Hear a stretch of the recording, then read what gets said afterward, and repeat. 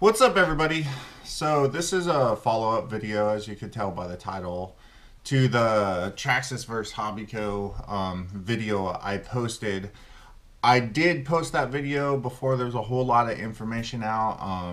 Several people have commented about that, saying that it's, just kind of my opinion, which, yeah, it pretty much was, and that it's like disinformation or misinformation or whatever. Well, when I posted that video, there wasn't a whole lot of information out about what went on.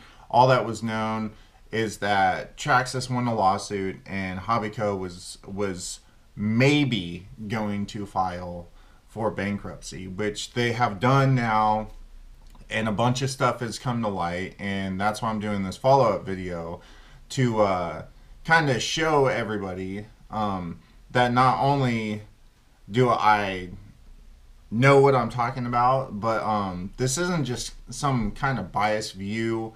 I know it's going to come off that way because it does seem like I hate Traxxas.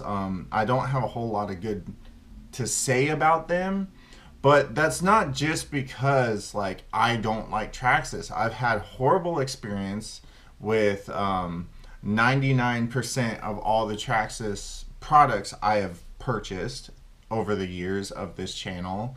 And, that's just kind of how I view them, because I have literally just not had very good luck, I guess you could say, or, I'm quote unquote too hard on their products for, what they're designed for. I'm not really sure, but I know when I was a beginner, an absolute newbie to RC, when I got back into it, I used to RC back when I was a kid, and when I got back into it, everybody told me to buy a Traxxas Slash.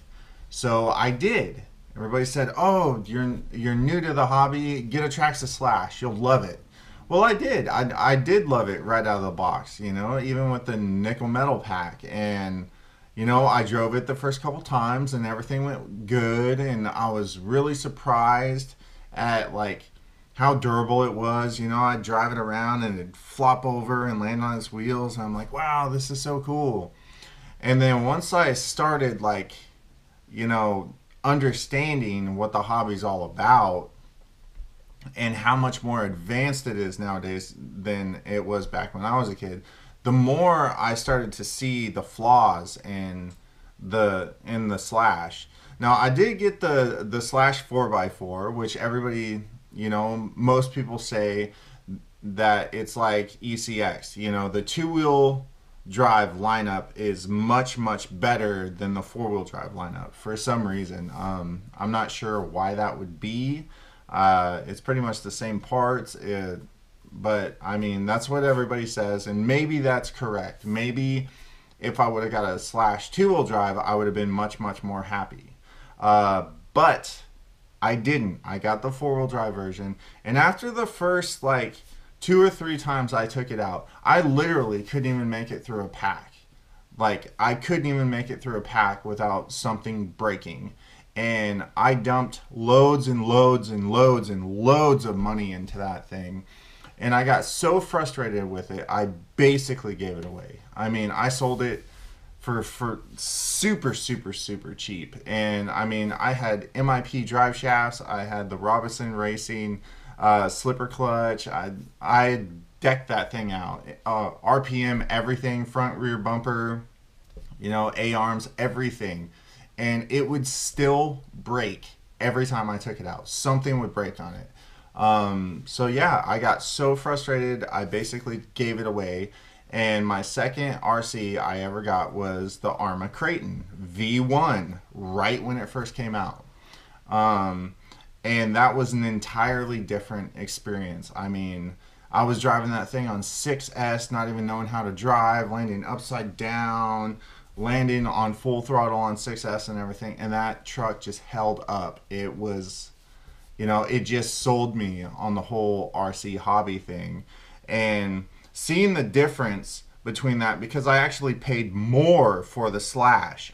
The Slash was like $550, and then I got the Arma Creighton for 500 bucks.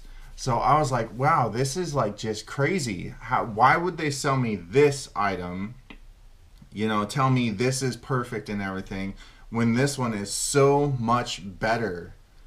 Even for a beginner, I mean, even for a beginner, it was so much better because it was, you know, stronger, better design, more durable, easier to work on. I mean, it just showed me like kind of the manipulation, I guess you could say, of the hobby, because, you know, the hobby shop guy, everybody was saying, hey, buy Traxxas. And I will give Traxxas that they have the best part support ever. Like, you could basically go to any hobby shop almost in the world and they will like have almost every single part you could need for a rustler, a slash, a stampede. I mean, they will have like basically enough parts to just build you an entire, you know, an entire ready to run. Probably not the chassis, but they'll have everything else. They'll have upgrade parts, and that is awesome. I will say their part support is second to none. But on the other side of that, it's because it has to be. From my experience, their part support has to be so good because they experience so many part failures that they literally wouldn't be able to sell these RCs if the parts weren't just right there available at the hobby shop. So that in itself is a negative point to me, because them having the best part support is very, very good, but them needing that part support because their products tend to fail so often is a whole nother story. I mean, I think that's, you know, that comes off to me personally as not being good, you know, not good at all. Having the parts there readily available at any hobby shop is very, very nice, but the parts failure, how often and common it is not good at all. I don't like that aspect of it, but there's a ton of aftermarket support and everything, and you know, people tend to lean towards Traxxas, especially if you're just getting into the hobby. Now, personally, you know, my experience with the slash was so bad that I almost walked away from the hobby. I came like super close to walking away, and I literally really sat down and thought about, do I want to spend another $500 on this hobby? I mean, that was one thing I kicked around for a couple days, and it was like, you know what, I will give this another shot. And it turned out to be awesome, and now here I am. I own like 21 RCs right now. I've bought and sold several RCs, you know, and I have this channel. The channel, you guys are rallying together. This channel is starting to blossom. You know, we've got almost 3,000 subscribers now, and thank every one of you. Even the people that have negative comments and thumbs down my videos and stuff, hey, you know, everybody has their own opinion, and that's the way it is. You either like my channel or you don't. That's fine with me. You know, it's just, that's how it is. Okay, so I'm going to talk a little bit about the monetary system right now. So if you don't want to hear this or whatever, I will put I'll put a time right here that you can skip forward to get past this. But if you do sit through this and listen to what I have to say, I think you'll understand a little bit more about why I get so disappointed in all of this stuff. And because the monetary system is often viewed with confusion, and you know, they throw out complicated mathematics and stuff.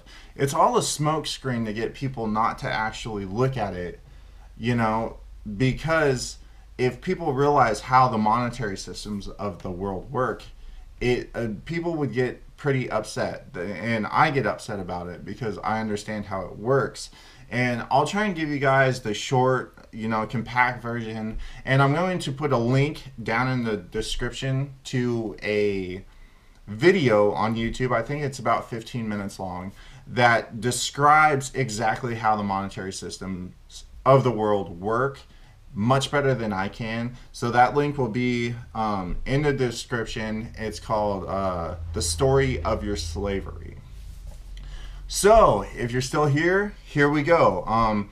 I'll just talk about the origin of money really quick, and then kind of move forward to kind of today's how money works. And this does come into effect with this this situation with Traxxas and Hobbico, and that's why I'm bringing this up. All right, so here we go. At first, it was precious metals. Okay, so precious metals were used as a trade or bargaining chip to purchase, I guess, or trade for things you wanted.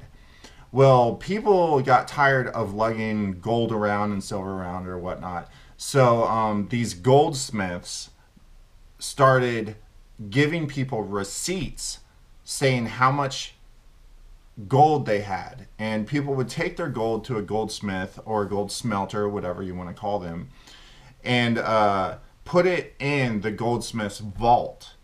And the goldsmith would give them a certificate, basically a receipt, saying you have umpteen amount of gold. You have 5 pounds of gold, right, in our vault.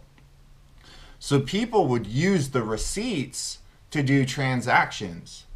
And I mean, this worked as long as money's been around, bankers have been around.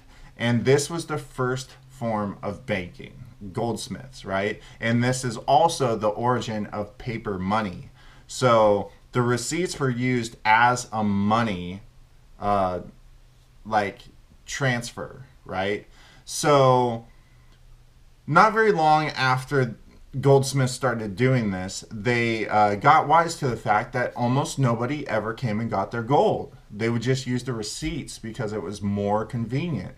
So the goldsmiths said, hey, why don't we just print up fake receipts or write out fake receipts and loan them to people with interest, right?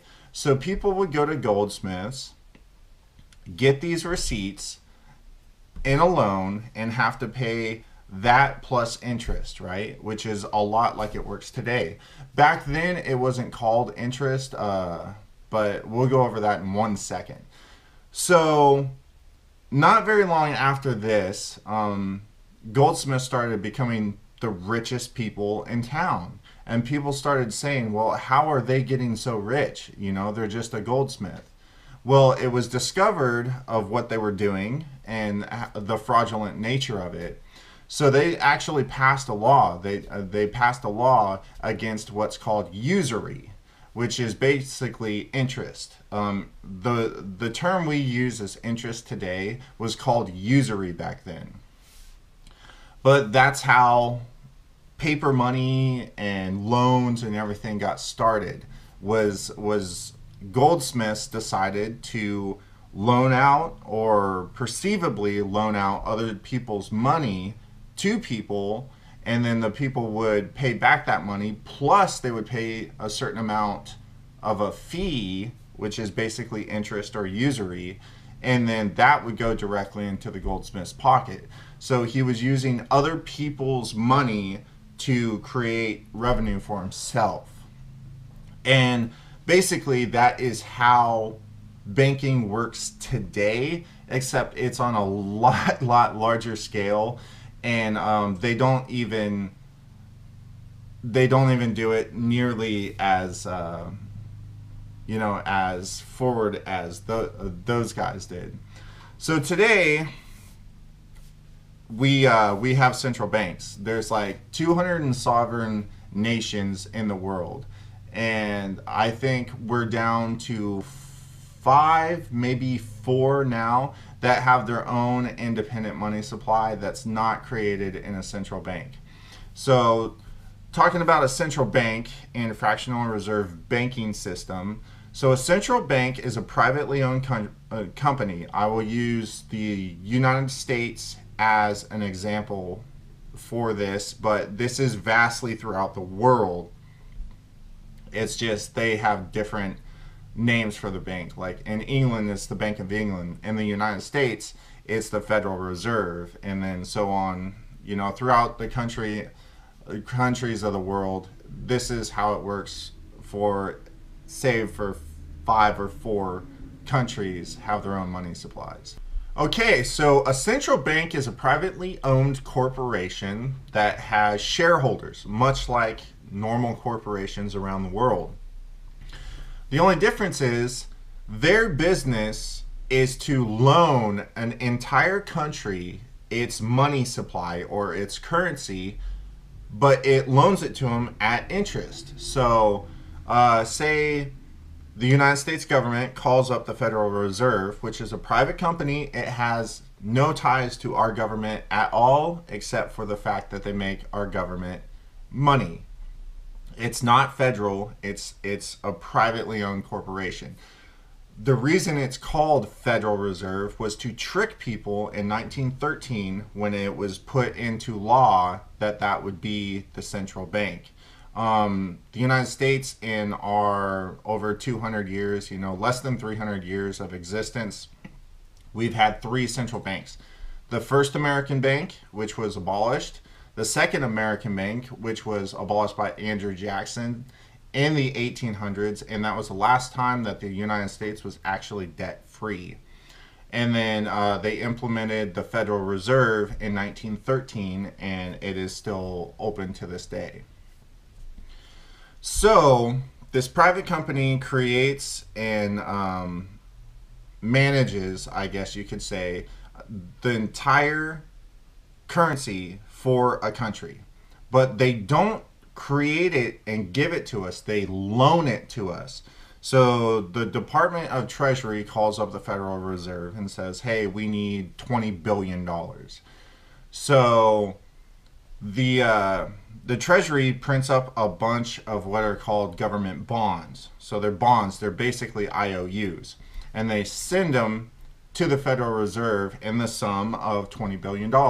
The Federal Reserve prints up their little notes, which is the money we actually use, and calls them legal tender and sends them to the government. The government then puts that in a bank account and it becomes legal tender money, and it can be used to buy and trade for goods and services and stuff, the way money works, right? And 99.9% of all of these transactions, it's actually done by computer with no actual tangible money being used. There's actually, our national debt is almost $20 trillion with a T. I mean, our government and our media and everything throw around these numbers like they're nothing. Oh, $1 million, $1 billion, $1 trillion, no big deal. These are astronomical numbers, and people have to understand how much money that is. And we also have to understand that we, the people, not the government, we, the people, are the ones that are on the hook for the loan. That's why you pay federal income tax. Now, I don't want to get too far out here with this. Like I said, you can watch that video that'll be down in the description and explains all of this much better than I can. But basically, with them loaning our country the money, right, and our country basically telling the Federal Reserve, yes, we will pay back this loan with the interest. The problem with this whole thing is that only the actual money is ever created. The money to pay the interest is never actually created. It does not exist. And that's why national debts in, you know, almost every country constantly go up. They don't level off, they don't go down. They constantly go up because there's never enough money to actually pay back the loan. They never create the money to pay for the interest on the loan. So therefore, it's impossible. It is absolutely impossible to ever pay off the national debt using the money created by the central bank.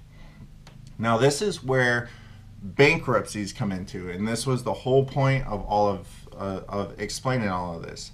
So the fact that there's never enough money to pay off the actual debt means that there's always going to be a loser somewhere.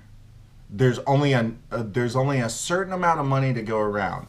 So our national debt is $20 trillion, or about $20 trillion. The actual tangible money that the United States has that is actually printed out in bill form is, I think the last time I looked, it was $3.7 trillion. Okay, so we owe the Federal Reserve $20 trillion, but we only have $3.7 trillion to actually give back to them. If we took every single dime from every person that had dollars in the United States and abroad and gave it back to the Federal Reserve, we would still owe them an astronomical amount of money. We would still owe them about $17 trillion. And that's the whole point of this. It's a constant debt. It keeps people in debt. It keeps people showing up to their jobs and everything. The whole entire money systems of the world are created on debt. So we don't trade actual money per se. We just trade around debt. Okay, so with that being said, that is why there's always going to be a loser. There's always going to be somebody filing bankruptcy, whether it's a person filing bankruptcy because they lost their job and they can't afford their house and their car payment and stuff anymore. You know, there's always going to be pockets of society that the money has dried up and they have to file bankruptcy. Now, is this the fault Hobbico filing bankruptcy? Is this the fault of Traxxas directly? No. It has come to light that Hobbico did a lot of bad decisions and bad business, and they are victims of their own selves. So what I mean by that is Hobbico started as basically this huge distribution center, and they were very, very profitable. Well, with their profits, they decided to start buying up smaller corporations. So that's what they did. But when they bought up these smaller corporations, they didn't know per se how to run them correctly because they were just a distribution center. You know, they just sent packages to people. And then they buy these entire companies and they're like, well, you know, we ship RCs. I guess we could just like start creating our own, which turned out to be their downfall. That, and you know, there was a lot of malpractice. I suggest you guys kind of dig deeper into it, but I will also put a link to a video I watched where this guy, I think it's called the Splash Project or the Smash Project or whatever. I can't remember off the top of my head what his channel's called, but there's going to be a link in the top of the description, and this guy knows all about this, the whole filing and everything, and I highly suggest you watch that because he talks about the people involved. He talks about what's going on. He is on the model side of it. He's not in RC per se, but he is on the model, you know, the model cars and stuff side of the hobby, which Hobbico was really big into that as well.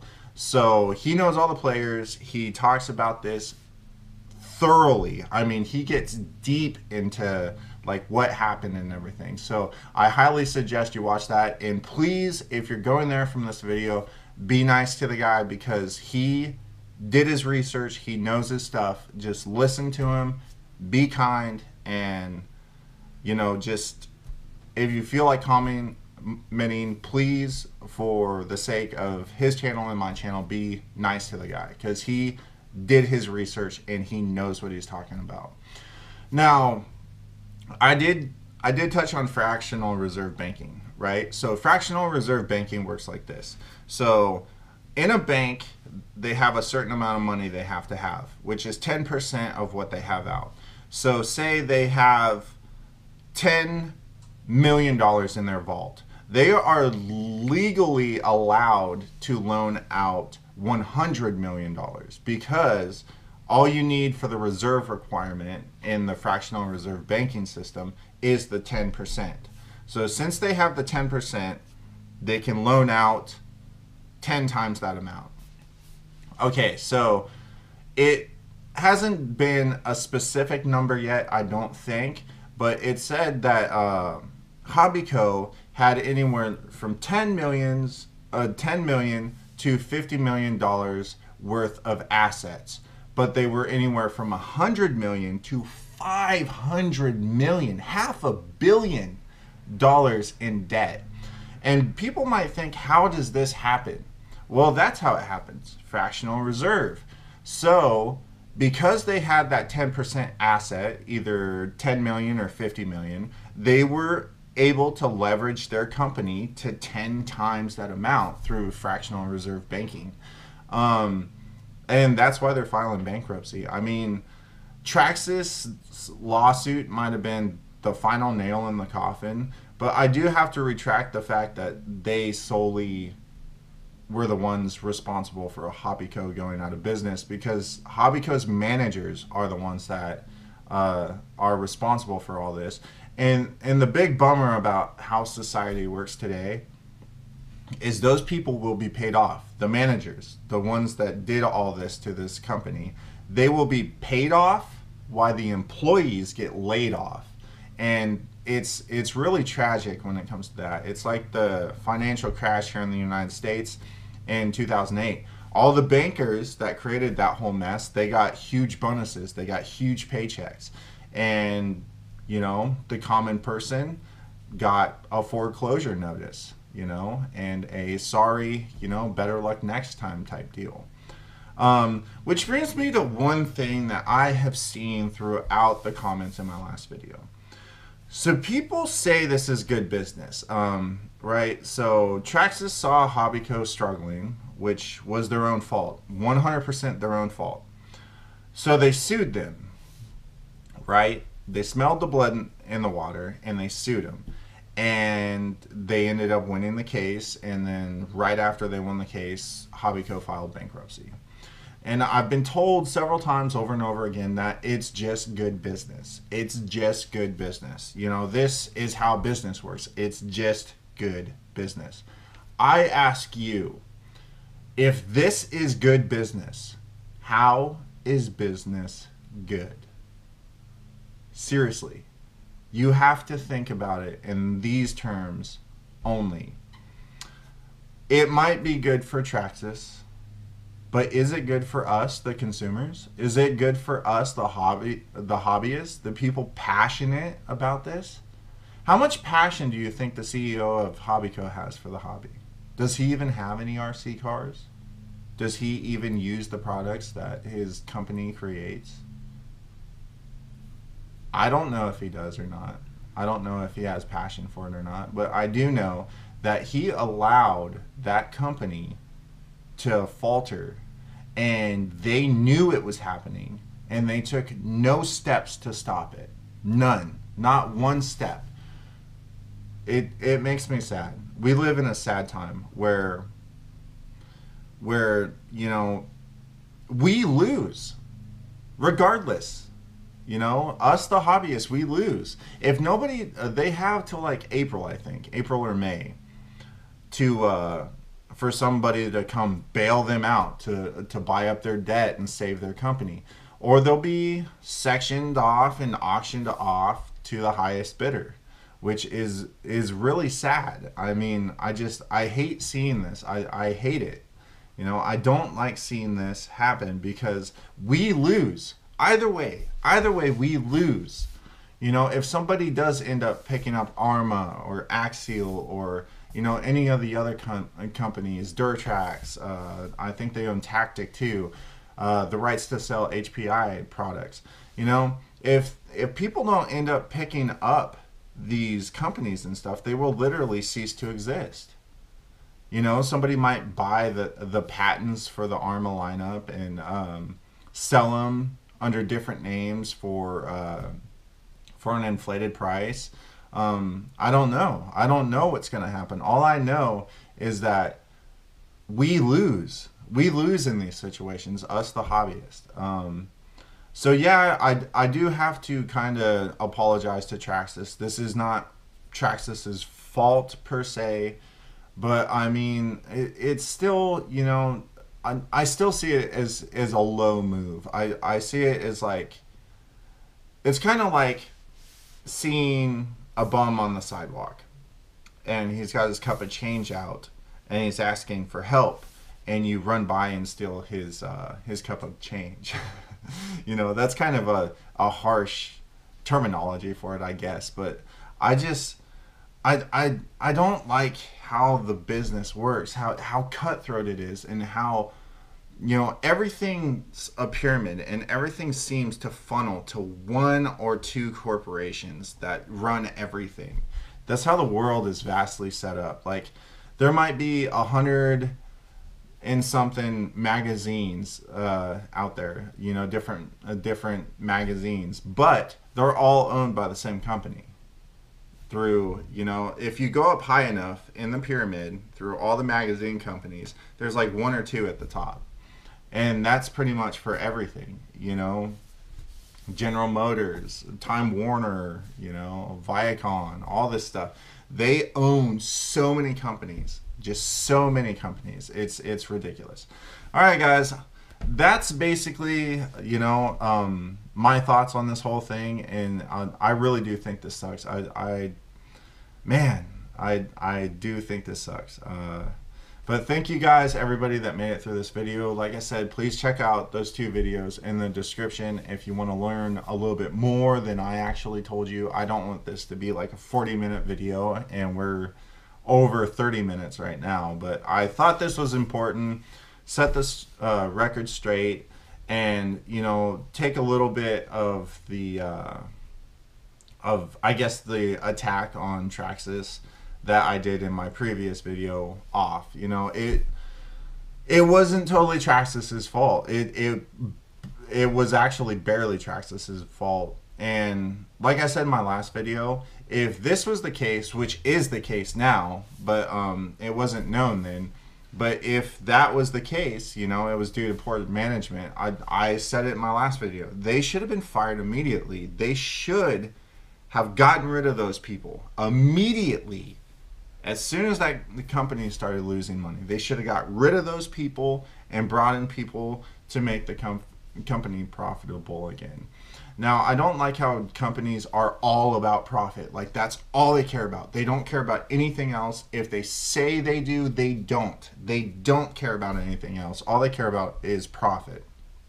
But they will make minor adjustments to make people happier so that they get more profit. But that's business, you know, business in a nutshell. And once again, if that's good business, is business good for us? I'll leave it at that. Thank you, everybody who watched this entire video or watched several different parts of it. I really, really appreciate everything. I appreciate every one of you who watch my videos, who take the time out of your life to sit down and listen to me and everything. And I can't thank you all enough.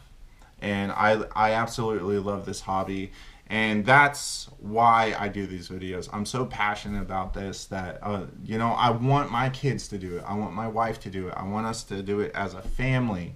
You know, it's not just something that I do when I have free time. It's something that I like having in my life. It's a release for me. It's a way for me to get out and away from the world and just worry about me and my RC, or me and my family and our RCs. All right, everybody, thumb up if you liked it. I'm sure this is gonna get some thumbs down, but hey, you know, it's all part of the game. All right, until the next video, please check out the description. Please, those two videos are awesome, very awesome. All right, everybody, till next video, we'll see you then. Peace.